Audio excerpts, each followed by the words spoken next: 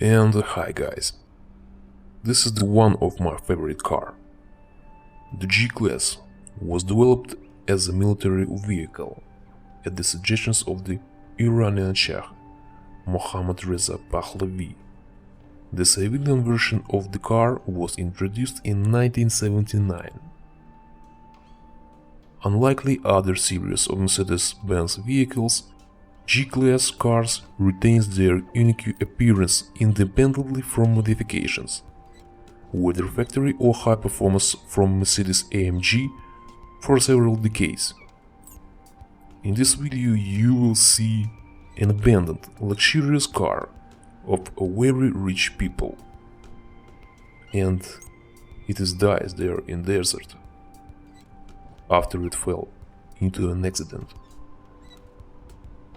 Don't forget to click on the bell and subscribe to my channel. Thanks and have a good day.